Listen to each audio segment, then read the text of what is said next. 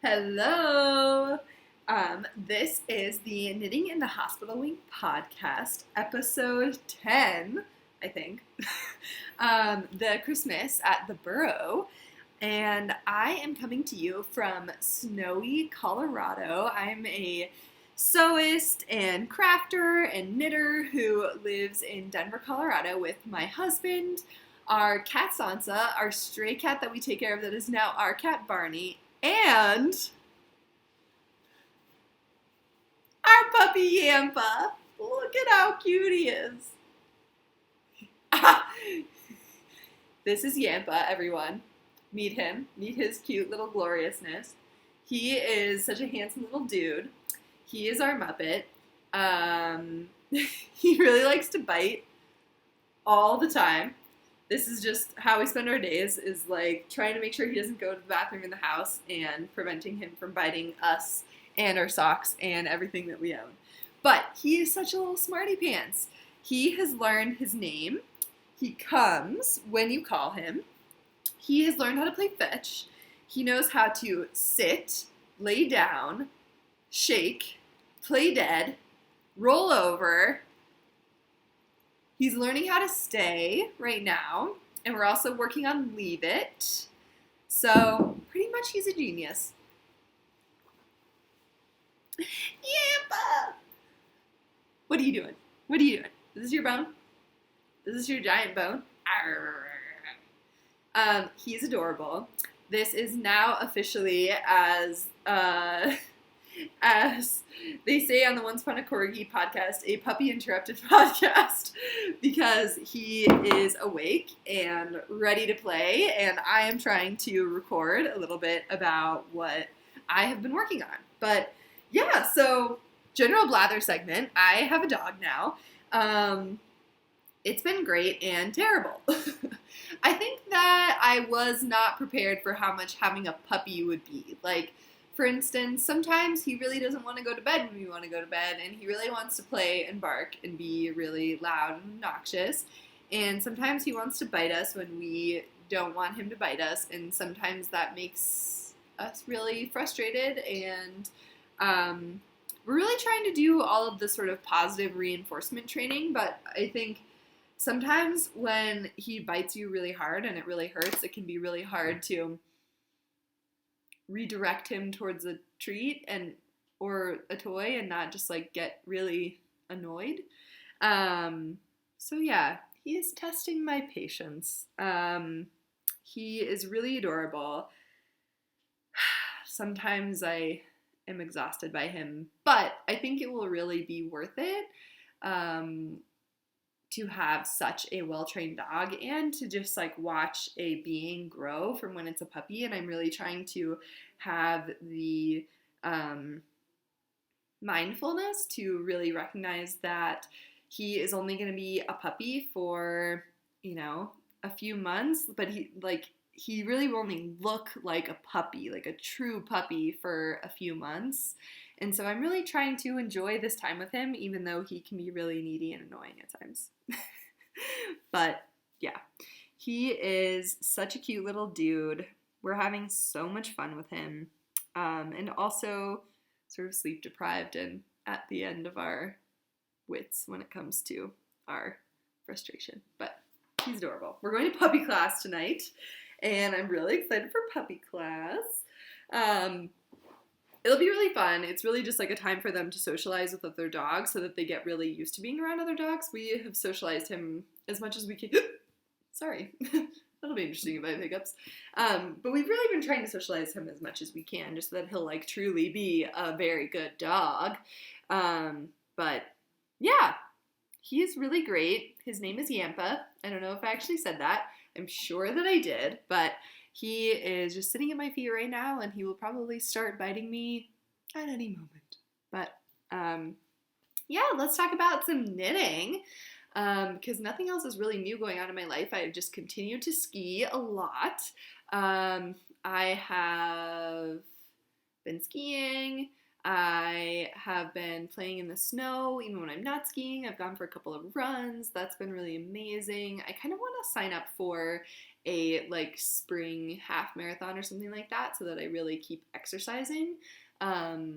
Because I have noticed, and this will come as no surprise to anyone, that my mental health is much better and I'm much less anxious when I am exercising on a regular basis. So I think that's important. But other news, Barney, our outside cat that was originally a stray cat that we now take care of, must have gotten into a fight while we were gone. He has a pretty bad cut on his neck. Luckily, he lets us handle him quite a bit. I've been cleaning it out multiple times a day with hydrogen peroxide and putting antibiotic ointment on it. I did call the vet, and they said that because he's kind of a stray cat, they don't really give them antibiotics for stuff like this. But it looked really bad on the first day, and now it is scabbing up, and it looks fine. So hopefully he'll be okay. Yeah, let's jump right into some finished objects. And what am I wearing? So I am wearing the wool and honey sweater, which I call my Madame Rosmerta's Poison Oak Matured Mead, which is a sweater by Andrea Mowry. I really love it. It's a fingering weight garter stitch sweater, and it just has like great flow, and I wear it all the time. It is very, very comfortable. But let's talk about some knitting finished objects. So this is my Free Your Fade shawl. I finished it. I got really bored of it, but I just powered on through. So when I last saw you, let's see, I had gone up to here, I believe. I was sort of putting in these new colors. So it goes from this dark gray through to a purple, into light blues, greens, yellow, and then ends with these beautiful reds. I love it. It is such a beautiful rainbow shawl.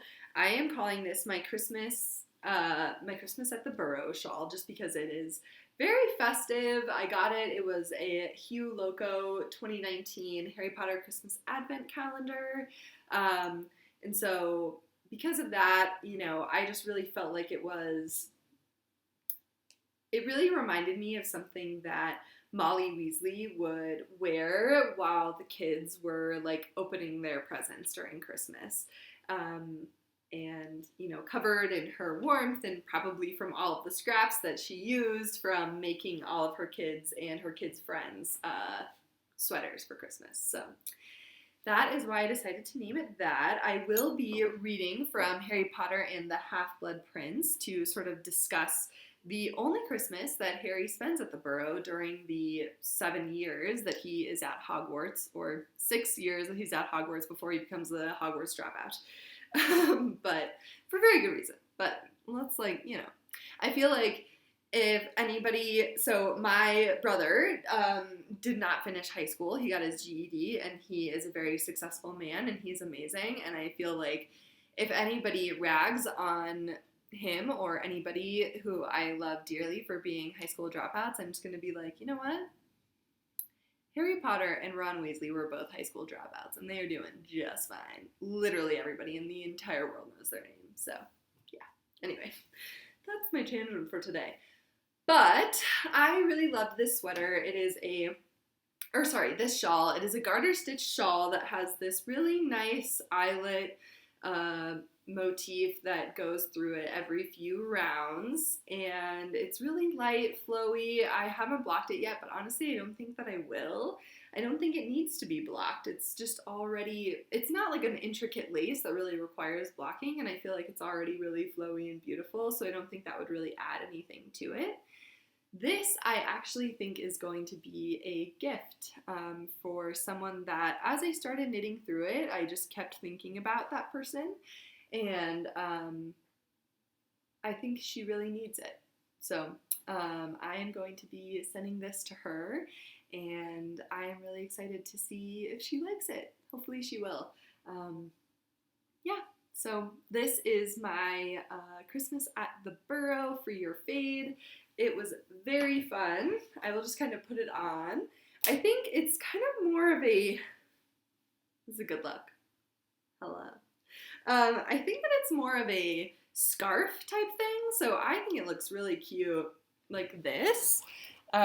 So just sort of letting the rainbow really star, or you can even wrap it around one more time, kind of tie it, and then it's really like a really beautiful neck warming scarf that you can wear under a big jacket to really keep your neck and your head warm. So I really love it. I think that it's beautiful. I definitely made it a lot bigger than it recommended. So I realized that Andrea Mowry makes the shawl for 3 colors.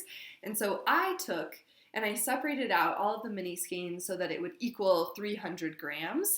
But quickly realized that you would have leftovers of each of those colors, so I should have done it for quite a bit less than that. So I just made it longer than it should have been, and that's fine. But yeah, I don't really have any things. There are just 2, so I have to weave in this end and this end. But all of the other ends I wove in as I went, which I think is the way to go, because weaving in 24 mini skeins would have been a nightmare at the end. I think I just would have finished it and set it down and never looked at it again, because I would have been like, I'm not weaving in those ends. But they're already done. So yeah, do things as they go. That's the way to go. But anyhow, that is the only finished object I have for today. I was working on it a lot when we first got Yampa, and he's a puppy, so even though he was just awake and trying to bite me, he is now asleep. He gets awake and energized, and he wants to play, and then he sleeps for multiple hours, which is actually quite nice. So the next thing I'm going to do is I'm going to talk a little bit about the works in progress that I have for knitting. So I have 2 knitting works in progress. The first one is what I am calling my RAB sweater, or Regulus Arcturus black sweater. And this is the Lillet sweater by Thea Coleman. I definitely showed this on my last podcast. And again, it's really hard to see because it is all in black. But this is a really beautiful worsted weight sweater that has a really lovely cable lace motif at the collar, and it will end up being a boat neck. So it's kind of more of an open sweater. I'm trying to see if like the light will suddenly change and make it so you can see what's going on here, but oh, there you go. So you can see the beautiful cable and lace motif there. So I have separated and I am just working away. I have about 2 more inches on the body before I will do a little bit of this motif again and then go into some ribbing. So I'm just working away at this. This is a pretty mindless knit right now, obviously because it is stockinette and it is in black, which I am entering into Kristen Laird of the Vole and Vine podcast into her, what is it called? The Practical, because a black sweater is something that I will wear all the time. It will go with everything. It will be very easy. It's kind of covered in Sansa's cat hair right now, but it'll be something that I want to wear, that I reach for all the time. But I really like that it does have this boat neck because I feel like it adds a little bit of something interesting to a sweater that would otherwise be just a black sweater. But it's just boring. Now that I've gotten past this, it's just so much stockinette and there's literally nothing going on. So I'm just knitting, knitting, knitting. And I ended up changing the needles to my next needle, or switching needles from this to a project that I just cast on yesterday. And I can't stop knitting on. It's so good. It's so good. But I'll talk about that in a second. So yeah, just working away on this. This is in the Knit Picks Swish worsted in the black colorway. So it's a really affordable sweater, something that I think I'm going to reach to all the time. I'm really liking working on it. I think over the next few weeks, I actually have a lot of lecture time, and so this is going to be what I bring during that, because after I finish doing this, it will just be stockinette sleeves, and so all of that is something that I'll be able to do during lecture and stuff like that. She does have you can choose to or not, but I am going to choose to add a little bit of this lace and cable motif to the bottom before I switch to ribbing. And then I also decided that I'm also going to add that to the cuff as well before you go into the 2x2 ribbing on the cuff, just because I think that it will really pull together all parts of the sweater to make it more cohesive. But yeah, the Lillet sweater by Thea Coleman, super great. I think this would be a really amazing sweater if you are starting out cables and starting out lace and really want to get a good idea of what it is and how to read charts and things like that. I think it would be a really good starting point for a beginner lace or cable project. Also because you can do the cable and lace, but it's not the whole thing, and then you can kind of move on and just do stockinette stitch. So the next thing, speaking of all over cables, I started a new sweater out of the Neighborhood Fiber Company Studio Worsted in the Waverly colorway, which I actually originally got inspired to get this colorway after I saw Amy of the Stranded Podcast knitting a sweater out of this. And it is this beautiful, it's not coming up well there, but it's this beautiful jewel-toned purple color that is incredible. And then for those of you who don't know, the Neighborhood Fiber Company, their skeins are kind of expensive. However, you do get 400 yards of worsted weight per skein. So they are really big skeins of worsted weight yarn, which also means that I only need 3 of them in order to make this sweater. So yeah, I actually got this for Christmas from my mom last year, and am doing the Stash List 2020 Cal right now, and so I'm just trying to work through my stash, and I'm having such an amazing time working with this yarn. It is just a beautifully plied yarn. It is really thick and really plump and really good to show off the stitches, particularly if you are knitting anything in cables, which I am. So with my Redemption for Creature, which I have not worked on at all, and my RAB sweater, which is the Lillet sweater, so that's the Rowena sweater and the Lillet sweater, they're all like kind of mindless, either ribbing or plain stockinette, and I needed something that really challenged my brain. And so yesterday I decided to cast on the Nightingale pullover by Norah Gaughan, which is part of the Pom Pom Quarterly Winter 2018. And I'll just show you some pictures. I mean, I'm sure you've seen this sweater before because it is absolutely beautiful, but let me just show you because I am... Oh. So here is the sweater in all its glory. So beautiful. It's this like beautiful Victorian cable motif with this picot neckline. I am so excited. It is so beautiful. And the photography, I mean, I'm also planning on making a shawl out of this as a gift coming up here. And the photography in this book is just absolutely beautiful. I mean, it's crazy. I think I would really like to make this sweater. Obviously, I'm making the Norah Gaughan sweater, and then I also love this shawl. So beautiful. And I also really enjoy this sweater by Caitlin Hunter. So pretty. This issue of Pom Pom, just beautiful. Here we go. I'm so excited for this. So I'm calling this the Albus, Percival, Wulfric, Brian Dumbledore sweater. So this is my sweater ode to Albus Dumbledore.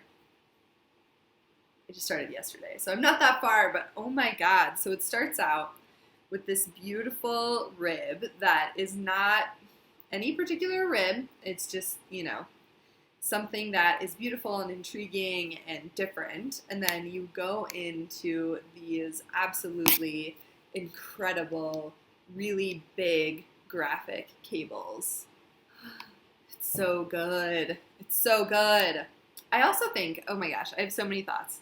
Okay, I will start out with why I named it this. So it's hard to see that is a good color representation, actually.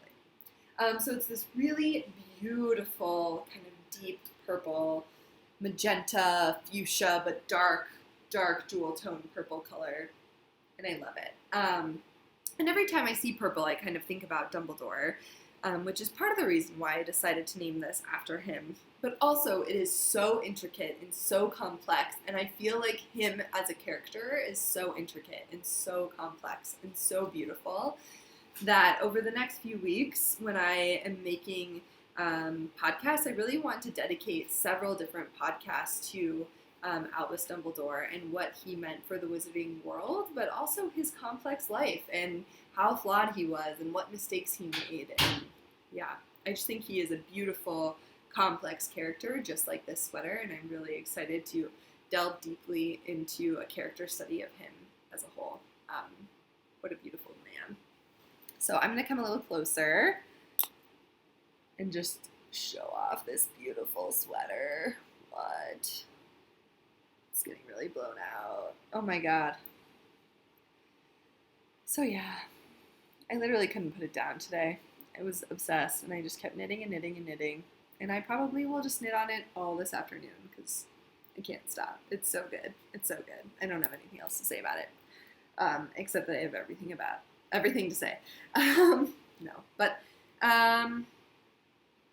one thing I will say about this is it's definitely the most challenging sweater pattern I have ever done. It is very well written out, but it's just that the cabling is so intricate that it is like really, really long. The cable pattern itself is a really, really long chart. I do find that I'm really proud of myself in terms of my ability to read my knitting, because before I would have had to read the chart and count out everything, particularly on the wrong sides, the back side, where now on the wrong side, just like with any cable pattern, you're really just kind of, filling in the gaps or like knitting the knits and purling the pearls type of thing. And before, I would have definitely had to read the chart, where with this, I can just say like, okay, now I'm just knitting the knits and purling the pearls, and I don't have to look at anything. I can just do it, and it makes it much quicker to do the back, which has just been really great.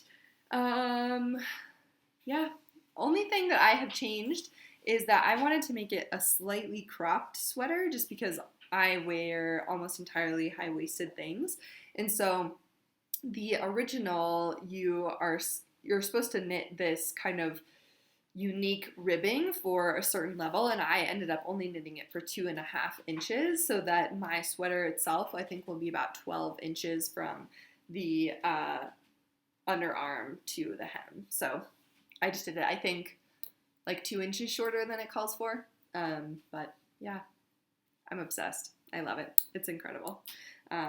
So yeah, that's where my 7s are. I'm knitting it on the my Chiagu interchangeables on the 7. So yeah, I am really loving it. The only other thing that I have to say about it is that it is in my new Fat Squirrel bag, which is the amazing and wonderful and hilarious and just iconic Amy Beth.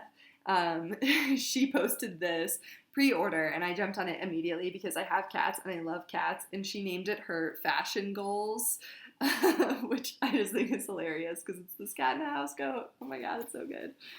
So yeah, I just got this and I'm really excited about it, and I want to put all of my projects in it, but right now it's just my favorite project. So yeah, the only other things I have to talk about are sewing, so I'm just going to pause really quickly and get that all set up, and then I'll be right back. All right, and now for some sewing. So I have one sewing finished object. It was actually my toile, but this is fabric that I got from Fancy Tiger Crafts, and it is this really beautiful woven fabric. There's no stretch or give to it, but it has a really soft hand. I actually don't know the content. I think it's cotton, but it has this really beautiful graphic print on it. And I used this, I got this on sale at Fancy Tiger, so it was really, really cheap to get a couple of yards. And I used it to make this beautiful simplicity skirt that I talked about last week.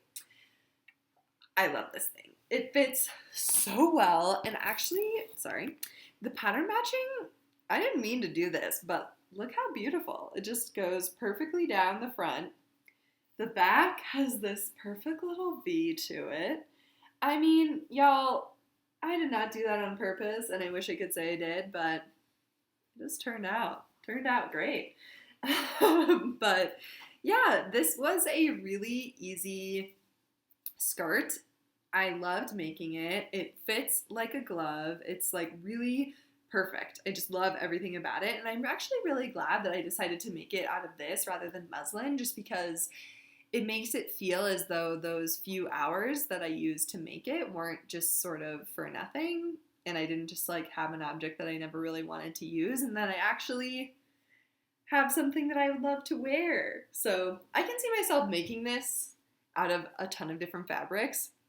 Particularly, I really want to make it out of some like awesome quilting cotton from Joann's and like various whimsical things. Like I would love to have, I mean, I'm still working on my Harry Potter houses dress, but I would love to have like a Beauty and the Beast dress and like a Star Wars, or sorry, Beauty and the Beast skirt or a Star Wars skirt or both, just so that I can have an awesome wardrobe for when I'm working on peds that is sort of professional but also whimsical and perfect for kids. So yeah, I really love it.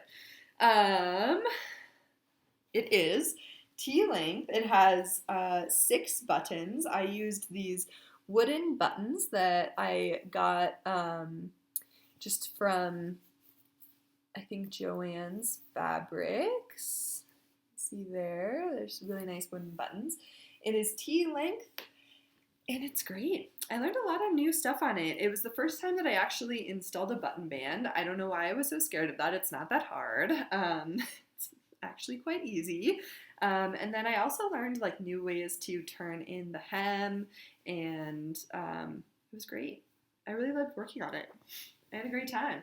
I've worn it already to work once, which was great. I got a lot of compliments on it, and it's always fun when you get compliments and then you and your little brain are like, I made this. I didn't just like buy it off the rack and put it together. So yeah, that was really fun.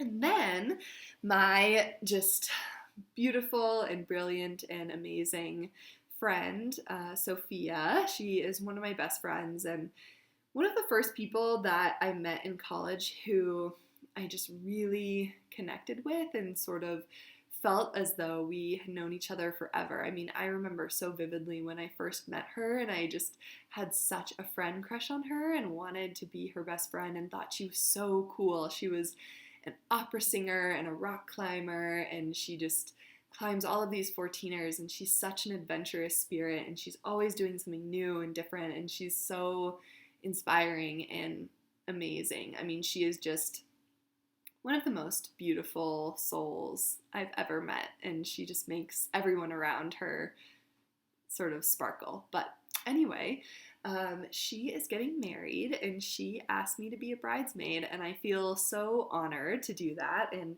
immediately asked if I would be able to make my dress. And she of course said yes, and we all picked out our colors, and I originally thought I wanted to go with burgundy, but then the more I thought about it, I was like, mustard. Mustard is the way this needs to go. And so I'm going to be mustard, and I'm going to make a beautiful McCall's dress. I'm sorry I don't have a picture of it with me right now, but once I get the pattern, I will definitely show it to you.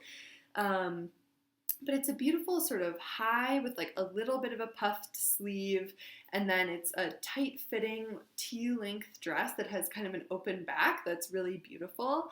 And I ordered some fabric off fabric.com that just got here, so I wanted to show it off. So the outside of the dress, it's a lined dress, so the outside is going to be out of this beautiful mustard fabric that has this really lovely little flowers on it.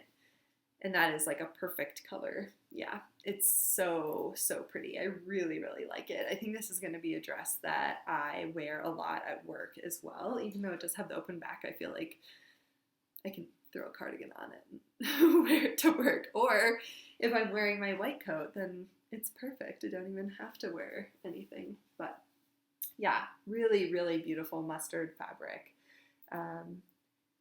And then I got this fabric to be the lining. So It's not exactly the same color, but I actually think that it will be a really beautiful little contrast. And when I lay them on top of each other, there's no like static cling or anything like that. It goes really well together. And so I think it's gonna be a really beautiful combination. But I got a lot of both of these fabrics. I think I didn't realize quite how much this was. So this is actually a lot. I think that I will definitely make the dress out of this, but I think that there's a world in which I could make this into like a button down or a blouse of some kind, or maybe a skirt or something like that. And maybe the same with this too, which is pretty cool. I still need to wash it and do all of that. The wedding isn't until August, so I have a long time before I need to have this totally finished. However, I don't want to like put it to the end, especially because I'll be like starting residency and stuff like that. So I definitely need to, or want to, get working on this sooner rather than later. And I'm definitely going to make a toile out of it first, just because I don't want to immediately cut into this without having made it elsewhere before. So yeah, I love it. I think it's gonna look great. Anyway, I also really want to get a haircut, so I think my hair will be like this short. I want to cut it off. Anyway, so that is all that I have for you. The next thing I'll be doing is doing just a little bit of Harry Potter talk, and but if you don't really want to talk about Harry Potter or think about the beautiful work of J.K. Rowling, I totally understand. I hope that everybody out there is having a really beautiful February and enjoying the last few weeks of winter before the weather changes and the birds start chirping and the tulips start popping out of the snow. So, bye! All right, so for this week's Harry Potter talk, I'm going to be reading from Harry Potter and the Half-Blood Prince, which is my personal favorite book in the Harry Potter series. I think it is the most beautifully written and the most complex, and it's just so beautiful. But I'm going to be reading from chapter 16, which is A Very Frosty Christmas, because I finished my because I finished my Christmas at the Burrow shawl. I wanted to show you the cover art because I'm going to be reading the section that sort of describes what is going on in this crazy picture. Anyway.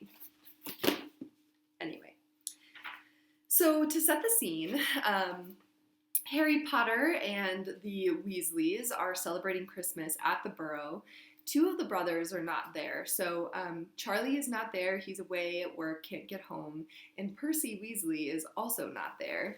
He is not there for different reasons, however. He's not there because he wants to distance himself from the Weasleys, and he feels as though they are bringing him down, and there's a lot of animosity between the various members of the family and Percy Weasley.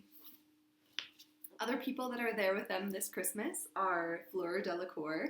She is there with Bill, and also Remus Lupin. So we begin at the Christmas dinner, or actually, we begin at the Christmas Eve dinner when they are all talking together. And I just have to say, it just started snowing. I love the snow. I love the dead of winter that we are in right now. It is so beautiful. All right. I've been living among my fellows, my equals, said Lupin. Werewolves, he added at Harry's look of incomprehension. Nearly all of them are on Voldemort's side. Dumbledore wanted a spy, and here I was, ready-made. He sounded a little bitter and perhaps realized it, for he smiled warmly as he went on. I'm not complaining. It is necessary work, and who can do it better than I? However, it has been difficult gaining their trust. I bear the unmistakable signs of having tried to live among wizards, you see, whereas they have shunned normal society and live on the margins, stealing and sometimes killing to eat. How come they like Voldemort? They think that, under his rule, they will have a better life, said Lupin, and it's hard to argue with Greyback out there. Who's Greyback? You haven't heard of him. Lupin's hand closed convulsively in his lap. Fenrir Greyback is perhaps the most savage werewolf alive today. He regards it as his mission in life to bite and contaminate as many people as possible. He wants to create enough werewolves to overcome the wizards. Voldemort has promised him prey in return for his services. Greyback specializes in children. Bite them young, he says, and raise them away from their parents. Raise them to hate normal wizards. Voldemort has threatened to unleash him upon people's sons and daughters. It is a threat that usually produces good results. Lupin paused and then said, "It was Greyback who bit me." "What?" said Harry, astonished. When you were a kid, you mean?" "Yes. My father had offended him. I did not know for a very long time the identity of the werewolf who had attacked me. I even felt pity for him, thinking that he had no control, knowing by then how it felt to transform. But Greyback is not like that. At the full moon, he positions himself close to victims, ensuring that he is near enough to strike. He plans it all, and this is the man Voldemort is using to marshal the werewolves. I cannot pretend that my particular brand of reasoned argument is making much headway against Greyback's insistence that we werewolves deserve blood, that we ought to revenge ourselves on normal people." "But you are normal," said Harry fiercely. "You just got a problem." Lupin burst out laughing. "Sometimes you remind me a lot of James. He called it my furry little problem in company. Many people were under the impression I owned a badly behaved rabbit." He accepted a glass of eggnog from Mr. Weasley with a word of thanks, looking slightly more cheerful. Harry, meanwhile, felt a rush of excitement. This last mention of his father had reminded him that there was something he had been looking forward to asking Lupin. "Have you ever heard of someone called the Half-Blood Prince?" "The Half-Blood what?" "Prince," said Harry, watching him closely for signs of recognition.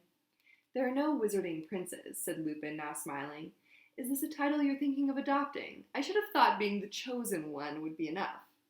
"It's nothing to do with me," said Harry indignantly. "The Half-Blood Prince is someone who used to go to Hogwarts. I've got his old potions book. He wrote spells all over it, spells he invented. One of them was Levicorpus." "Oh, that one had a great vogue during my time at Hogwarts," said Lupin reminiscently. "There were a few months in my 5th year when you couldn't move for being hoisted in the air by your ankle." "My dad used it," said Harry. "I saw him in the pensive. He used it on Snape." He tried to sound casual, as though this was a throwaway comment of no real importance, but he was not sure he'd achieved the right effect. Lupin's smile was a little too understanding. "Yes," he said, "but he wasn't the only one. As I say, it was very popular. You know how these spells come and go." "But it sounds like it was invented while you were at school," Harry persisted. "Not necessarily," said Lupin. "Jinxes go in and out of fashion like everything else." He looked into Harry's face and then said quietly, "James was a pureblood, Harry. And I promise you, he never asked us to call him Prince." Abandoning pretense, Harry said, "And it wasn't serious, or you?" "Definitely not." "Oh." Harry stared into the fire. "I just thought, well, he's helped me out a lot in potions class, the Prince has." "How old is this book, Harry?" "I don't know. I've never checked." "Well, perhaps that will give you some clue as to when the Prince was at Hogwarts," said Lupin. Shortly after this, Fleur decided to imitate Celestina's singing, A Cauldron Full of Hot, Strong Love, which was taken by everyone once they had glimpsed Mrs. Weasley's expression to be the cue to go to bed. Harry and Ron climbed all the way up to Ron's attic bedroom, where a camp bed had been added for Harry. Ron fell asleep almost immediately, but Harry delved into his trunk and pulled out his copy of Advanced Potion Making before getting into bed. There he turned its pages, searching until he finally found at the front of the book the date that it had been published. It was nearly 50 years old. Neither his father nor his father's friends had been at Hogwarts 50 years ago. Feeling disappointed, Harry threw the book back into his trunk and turned off the lamp and rolled over, thinking of werewolves and Snape, Stan Shunpike, and Half-Blood Prince, and finally falling into an uneasy sleep full of creeping shadows and the cries of bitten children. She's got to be joking. Harry woke with a start to find a bulging stocking lying over the end of his bed. He put on his glasses and looked around. The tiny window was almost completely obscured with snow, and, in front of it, Ron was sitting bolt upright in bed and examining what appeared to be a thick, gold chain.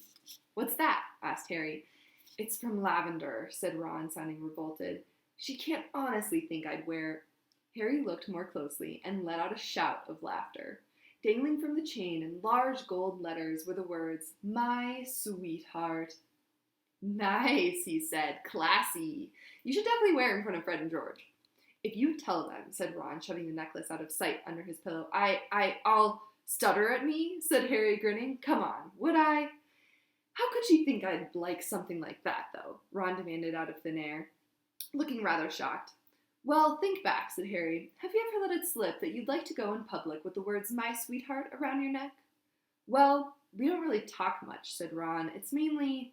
Snogging, said Harry. Well, yeah, said Ron.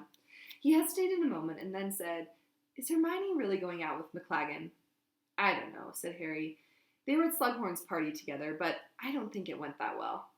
Ron looked slightly more cheerful as he delved deeper into his stocking. Harry's presents included a sweater with a large golden snitch worked out in the front, hand-knitted by Mrs. Weasley, a large box of Weasley's Wizarding Wheezes, products from the twins, and a slightly damp, moldy-smelling package that came with a label reading, To Master from Creature. Can't be anything Harry stared at it. Do you reckon this is safe to open? He asked. Can't be anything dangerous. All our mail's still being searched at the Ministry, replied Ron, though he was eyeing the parcel suspiciously. I didn't think of getting Creature anything. Do people usually give their house elves Christmas presents? Asked Harry, prodding the parcel cautiously. Hermione would, said Ron, but let's wait and see what it is before you start feeling guilty. A moment later, Harry had given a loud yell and leapt out of his camp bed. The package contained a large number of maggots. Nice, said Ron, roaring with laughter. Very thoughtful. I'd rather have them than that necklace, said Harry, which sobered Ron up at once.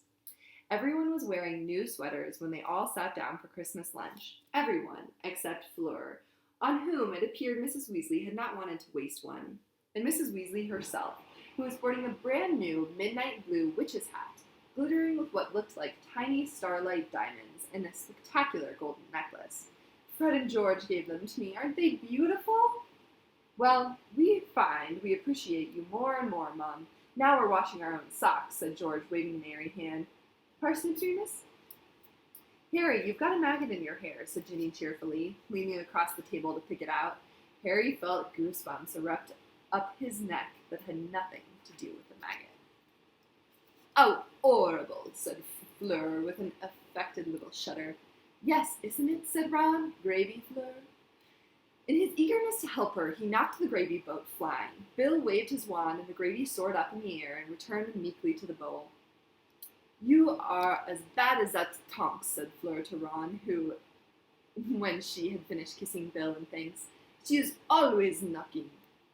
I invited dear Tonks to come along today, said Mrs. Weasley, setting down the carrots with unnecessary force and glaring at Fleur. But she wouldn't come. Have you spoken to her lately, Remus?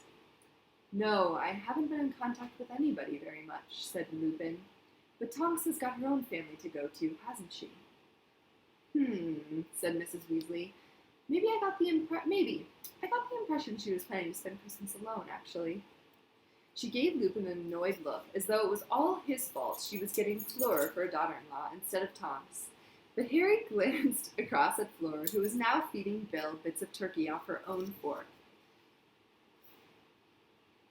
Thought that Mrs. Weasley was fighting a long-lost battle. He was, however, reminded of a question he had with regard to Tonks, and who better to ask than Lupin, the man who knew all about Patronuses. Tonks's Patronus has changed its form, he told him. Snape said so anyway. I didn't know that could happen. Why would your Patronus change? Lupin took his time chewing his turkey and swallowing before saying slowly, sometimes a great shock, an emotional upheaval. It looked big and it had 4 legs, said Harry, struck by a sudden thought and lowering his voice. Hey, it couldn't be... Arthur, said Mrs. Weasley suddenly. She had risen from her chair, her hand was pressed over her heart, and she was staring out of the kitchen window. Arthur, it's Percy! What? Mr. Weasley looked around. Everyone looked quickly at the window. Ginny stood up for a better look. There, sure enough, was Percy Weasley, striding across the snowy yard, his horn-rimmed glasses glinting in the sunlight. He was not however, alone. "Arthur, he's with the minister." And sure enough, the man Harry had seen in the Daily Prophet was following along in Percy's wake, limping slightly, his mane of graying hair and his black cloak flecked with snow. Before any of them could say anything, before Mr. and Mrs. Weasley could do more than exchange stunned looks, the back door opened, and there stood Percy. There was a moment's painful silence. Then Percy said rather stiffly, "Merry Christmas, Mother." "Oh, Percy," said Mrs. Weasley, and she threw herself into his arms. Rufus Scrimgeour paused in the doorway, leaning on his walking stick, and smiling as he observed this affecting scene. "You must forgive this intrusion," he said, when Mrs. Weasley looked around at him, beaming and wiping her eyes. "Percy and I were in the vicinity, working, you know, and he couldn't resist dropping in and seeing you all." But Percy showed no sign of wanting to greet any of the rest of the family. He stood, poker straight and awkward-looking, and stared over everybody else's head. Mr. Weasley, Fred, and George were all observing him, stony-faced. "Please come in. Sit down, Minister," fluttered Mrs. Weasley, straightening her hat. "Have a little perky or some tutting. No, my dear Molly," said Scrimgeour. Harry guessed that he had checked her name with Percy before they entered the house. "I don't want to intrude. Wouldn't be here at all if Percy hadn't wanted to see you all so badly." "Oh, Perce," said Mrs. Weasley tearfully, reaching up to kiss him. "We've only looked in for 5 minutes, so I'll have a stroll around the yard while you catch up with Percy." No, I assure you I don't want to butt in." "Well, if anybody cared to show me your charming garden—" "Ah, that young man's finished. Why doesn't he take a stroll with me?" The atmosphere around the table changed perceptibly. Everybody looked from Scrimgeour to Harry. Nobody seemed to find Scrimgeour's pretense that he had not known Harry's name convincing, or find it natural that he should be chosen to accompany the minister around the garden, when Ginny, Fleur, and George also had clean plates. "Yeah, all right," said Harry into the silence.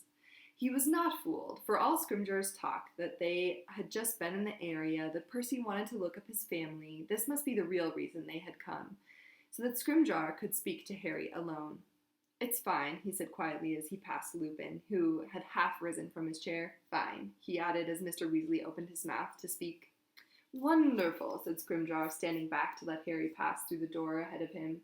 "We'll just take a turn around the garden, and Percy and I'll be off. Carry on, everyone."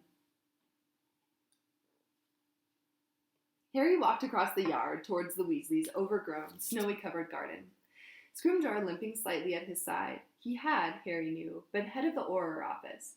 He looked tough and battle-scarred, very different from portly Fudge in his bowler hat. "Charming," said Scrimgeour, stooping at the garden fence and looking out over the snowy lawn and the indistinguishable plants. "Charming." Harry said nothing. He could tell that Scrimgeour was watching him. "I've wanted to meet you for a very long time," said Scrimgeour after a few moments. "Did you know that?" "No," said Harry truthfully. "Oh, yes, for a very long time. But Dumbledore has been very protective of you," said Scrimgeour. "Natural, of course, natural after what you've been through, especially what happened at the ministry." He waited for Harry to say something, but Harry did not oblige, so he went on. "I've been hoping for an occasion to talk to you ever since I gained office, but Dumbledore has, most understandably, as I say, prevented this." Still, Harry said nothing, waiting. "The rumors that have flown around," said Scrimgeour, "well, of course we both know how these stories get distorted. All these whispers of prophecy, of you being the chosen one. They were getting near to it now, Harry thought, the reason Scrimgeour was here. "I assume that Dumbledore has discussed these matters with you." Harry deliberated, wondering whether he ought to lie or not. He looked at the little gnome prints all around the flower beds in the scuffed-up patch that marked the spot where Fred had caught the gnome, now wearing the tutu at the top of the Christmas tree. Finally, he decided on the truth, or a bit of it. "Yeah, we've discussed it." Have you, said Scrimgeour. Harry could see out of the corner of his eye, Scrimgeour squinting at him. So he pretended to be very interested in a gnome that had just poked its head out from underneath a frozen rhododendron. "And what has Dumbledore told you, Harry?" "Sorry, but that's between us," said Harry. He kept his voice as pleasant as he could, and Scrimgeour's tone, too, was light and friendly as he said, "Oh, of course. If it's a question of confidences, I wouldn't want you to divulge. No. And in any case, does it really matter whether you are the chosen one or not? Harry had to mull that one over for a few seconds before responding. I don't really know what you mean, Minister. Well, of course, to you it will matter enormously, said Scrimgeour with a laugh. But to the wizarding community at large, it's all perception, isn't it? It's what people believe that's important. Harry said nothing. He thought he saw dimly where they were heading, but he was not going to help Scrimgeour get there. The gnome under the rhododendron was now digging for worms at its roots, and Harry kept his eyes fixed upon it. People believe you are the chosen one, you see, said Scrimgeour. They think you quite the hero, which of course you are. Harry, chosen or not, how many times have you faced he who must not be named now? Well, anyway, he pressed on without waiting for a reply. The point is, you are a symbol of hope for many, Harry. The idea that there is somebody out there who might be able, who might even be destined to destroy he who must not be named, well, naturally, it gives people a lift. And I can't help but feel that once you realize this, you might consider it, well, almost a duty to stand alongside the ministry and give everyone a boost. The gnome had just managed to get a hold of a worm. It was now tugging very hard on it, trying to get it out of the frozen ground. Harry was silent so long that Scrimgeour said, looking from Harry to the gnome, Funny little chaps, aren't they? But what say you, Harry? I don't exactly understand what you want, said Harry slowly. Stand alongside the ministry. What does that mean? Oh, well, nothing at all onerous, I assure you, said Scrimgeour. If you want to be seen popping in and out of the ministry from time to time, for instance, that would give the right impression. And of course, while you were there, you would have ample opportunity to speak to Gaughan Robards, my successor as head of the Auror office. Dolores Umbridge has told me that you cherish an ambition to become an Auror. Well, that could be arranged very easily. Sean just got here with my lunch. Harry felt anger bubbling in the pit of his stomach. So Dolores Umbridge was still at the ministry, was she? So basically, he said, as though he just wanted to clarify a few points, you'd like to give the impression that I'm working with the ministry. It would give everyone a lift to think you were more involved, Harry, said Scrimgeour, sounding relieved that Harry had cottoned on so quickly. The chosen one, you know. It's all about giving people hope, the feeling that exciting things are happening.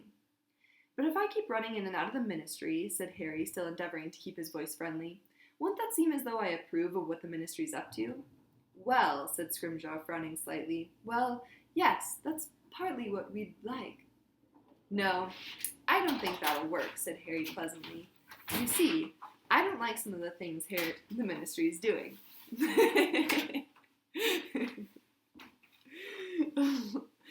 No, I don't think that'll work, said Harry pleasantly. You see, I don't like some of the things the ministry's doing. Locking up Stan Shunpike, for instance. Scrimgeour did not speak for a moment, but his expression hardened instantly. I would not expect you to understand, he said, and he was not as successful at keeping anger out of his voice as Harry had been. These are dangerous times, and certain measures need to be taken. You are 16 years old. Dumbledore is a lot older than 16, and he doesn't think Stan should be in Azkaban either, said Harry. You're making Stan a scapegoat, just like you want to make me a mascot. They looked at each other, long and hard. Finally, Scrimgeour said, with no pretense at warmth, I see. You prefer, like your hero Dumbledore, to dissociate yourself from the ministry. I don't want to be used, said Harry. Some would say it's your duty to be used by the ministry. Yeah, and others might say it's your duty to check that people are really Death Eaters before you chuck them in prison, said Harry, his temper rising now. You're doing what Barty Crouch did. You never get it right, you people, do you? Either we've got Fudge pretending everything's lovely while people get murdered right under his nose, or we've got you chucking the wrong people into jail and trying to pretend you've got the chosen one working for you. So you're not the chosen one, said Scrimgeour. I thought you said it didn't matter either way, said Harry with a bitter laugh. Not to you, anyway. I shouldn't have said that, said Scrimgeour quickly. It was tactless. No, it was honest, said Harry.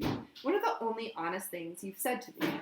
You don't care whether I live or die, but you do care that I help you convince everyone you're winning the war against Voldemort. I haven't forgotten, Minister. He raised his right fist. There, shining white on the back of his cold hand, were the scars which Dolores Umbridge had forced him to carve into his own flesh. I must not tell lies. I don't remember you rushing to my defense when I was trying to tell everyone Voldemort was back. The Ministry wasn't so keen to be pals last year. They stood in silence, as icy as the ground beneath their feet. The gnome had finally managed to extricate his worm, and was now sucking on it happily, leaning against the bottommost branches of the rhododendron bush. What is Dumbledore up to? Said Scrimgeour brusquely. Where does he go when he's absent from Hogwarts? No idea, said Harry. And you wouldn't tell me if you knew, said Scrimgeour, would you? No, I wouldn't, said Harry. Well then, I shall have to see whether I can't find out by other means. You can try, said Harry indifferently. But you seem cleverer than Fudge, so I'd have thought you'd have learned from his mistakes. He tried interfering at Hogwarts. You might have noticed he's not minister anymore, but Dumbledore's still headmaster. I'd leave Dumbledore alone if I were you. There was a long pause. Well, it is clear to me that he has done a very good job on you, said Scrimgeour, his eyes cold and hard behind his wide-rimmed glasses. Dumbledore's man, through and through, aren't you, Potter? Yeah, I am, said Harry, glad we straightened that out. And turning his back on the Minister of Magic, he strode back towards the house. Oh! Harry Potter is such a badass. Alright, I'm going to eat lunch, and then I'll talk about my thoughts on the section, because Sean is here, which is why I was distracted. Leave you Sorry. Oh, so good. You might hear various noises because my amazing husband Sean is right there and brought me the most delicious bowl of ramen. And my new puppy Yampa is laying on the ground, ready to bite all who come. But I did want to go through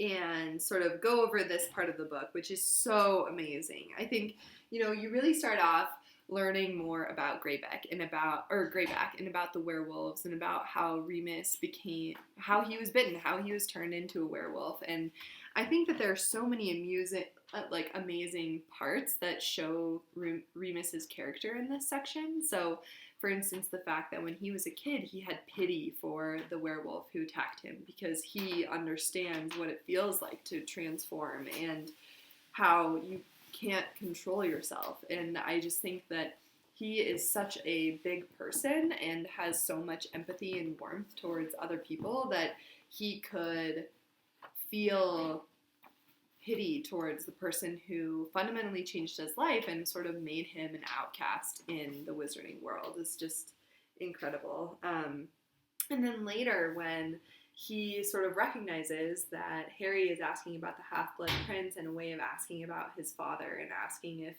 that's what his father was called. And he says, James was a pureblood, Harry, and I promise you he never asked us to call him Prince. But the fact that he sort of read through what Harry was doing and understood what was happening before it happened, and that's just such a beautiful thing.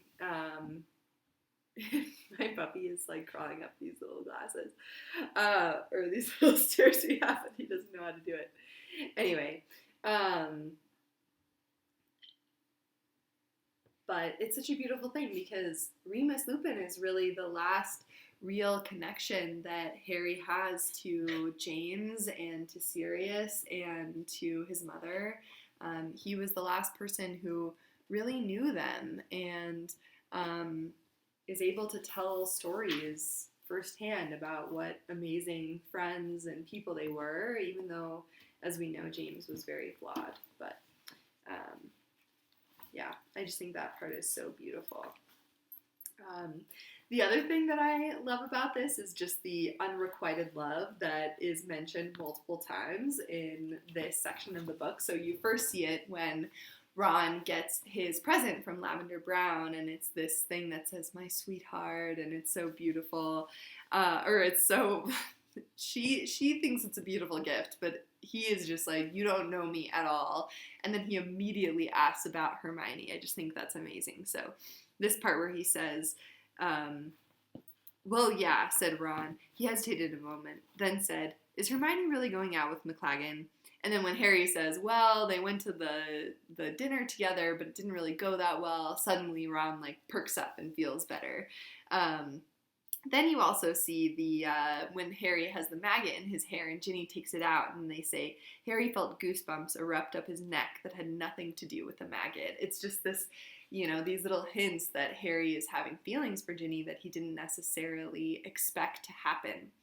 The other thing that I think is really amazing this chapter, which kind of goes along with my redemption for Creature sweater, is the fact that Creature gets Harry a present. And obviously it's not a good present, but then Harry asks, like, if he should feel guilty if people normally get their house elves presents for Christmas. And Ron says, well, Hermione would, but, let's look and see what it is before you feel guilty. I think that is a perfect example of how Creature is really just looking for love and affection and warmth from the people in his life. And the fact that Harry doesn't give him that until the 6th book really makes it so that Creature isn't able to shine and show his true colors, which is actually a very loyal, helpful little guy when he wants to be. Anyway, I just thought that was a really interesting part. Then, also with the unrequited love, you get a little glimpse into the Remus Tonks sort of things that are going on, and the fact that Tonks' Patronus has changed. And then just like the,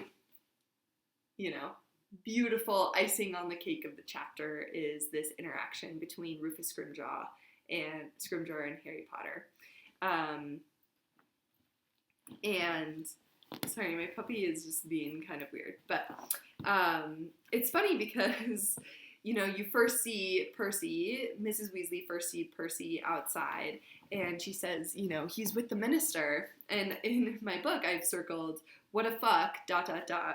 but he died protecting Harry. So I think that Rufus Scrimgeour is a really interesting character because he is such a piece of shit in a lot of ways and just a dirty politician, but he's ultimately on the same side as Harry and really trying to protect the people in the wizarding community from from Voldemort, and he's just not doing it in a amiable way. He's doing it in a really dirty way that isn't actually fighting the war, but is just trying to make himself look good. It's so funny, I feel like I have such like animosity towards authority that I read this and I'm just like, fuck yeah, like, take that, Rufus Scrimgeour, you bastard. But I just had a pretty long conversation with my husband where he was saying like, I kind of get it from both sides. Like, I think this is a missed opportunity, and Harry really reacts in a really extreme way when Rufus Scrimgeour brings up Dolores Umbridge and just immediately is like, writes him off and says like, fuck you, we're not, like, this is not going to be anything. Where in reality they should be, what Sean said is it's sort of a missed opportunity, that they could have been like, hey, why do you think I'm the chosen one? Why do you think people see me as the chosen one? Well, like, let's think about how we can work together to actually fight Voldemort. But both of them are just butting heads and like can't see each other's point of views, and it's such an interesting dynamic. And I think that J.K. Rowling is such a beautiful writer because she makes her characters really believable. In this instant, if you're a saint, perhaps you say that. Perhaps you say, why do you think people think that I'm the chosen one? How can we work together to actually fight Voldemort? But in reality, they just get mad. They get mad at each other. They say things that are true, but not great, and things don't turn out well.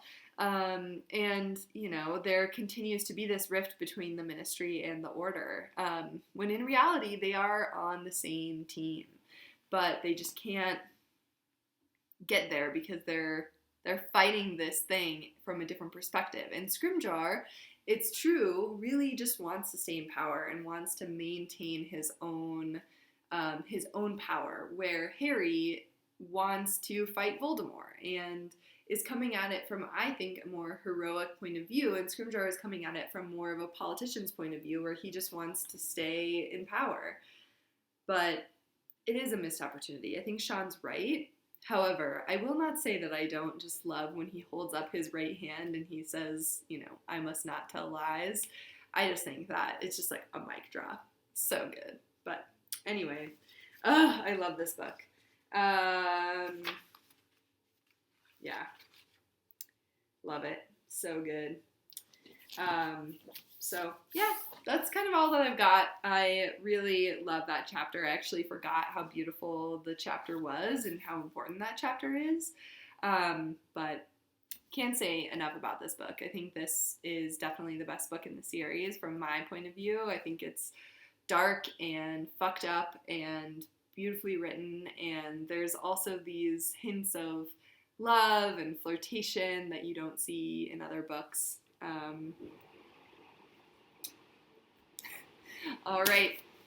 Well, I hope that everybody is having a really great wintry season, enjoying the last few weeks of winter, really. I kind of, like, in my brain, I feel like March is when it starts to become springtime. I was walking the dog around the other day, and there were tulips coming up, and I was just like, this is so beautiful. We were on a walk.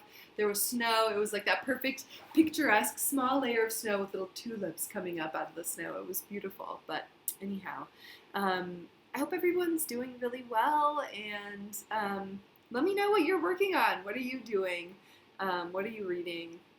I just got a text message from one of my really good friends who is actually reading Harry Potter for the first time. And he just sent me this question. Do you ever wonder what a Boggart would turn into for you? Which, I don't know. I don't know if I want to know the answer to that question. Like, what is your deepest, darkest fear? I can tell you that it is not Severus Snape or anything whimsical like that. It would be something like truly terrifying, like Molly Weasley's Boggart, where it's just like all the people that she loves most in the world dying. Horrifying. Anyway. Bye! Hey, look at me. Good, yes. Yampa, look at me. Good, yes. Yampa, shake. Yes, good boy. Yampa, down. Hey, down. Good. Yampa, down. Play dead. Play dead. Good boy. Play dead. Good job. Sit.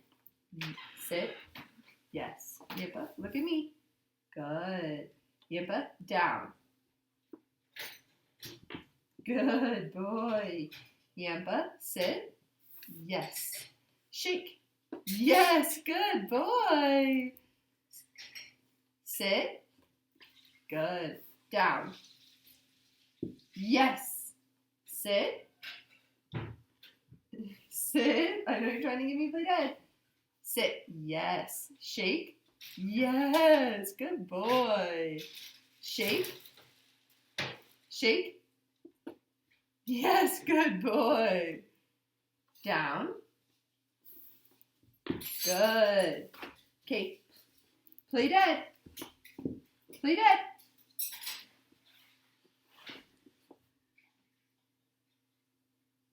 Good. Yes. Play dead. Play dead. Sit. Yampa, look at me. Good. Yampa, sit. Good. Shake. Yes. Good boy. Yampa, look at me. Shake. Let's go over here. I think you get confused because you slide back. Come here. Yampa, come. Good boy. Sit. Yes. Shake. Shake. Yes. Good boy. That's it. Not your best training session ever.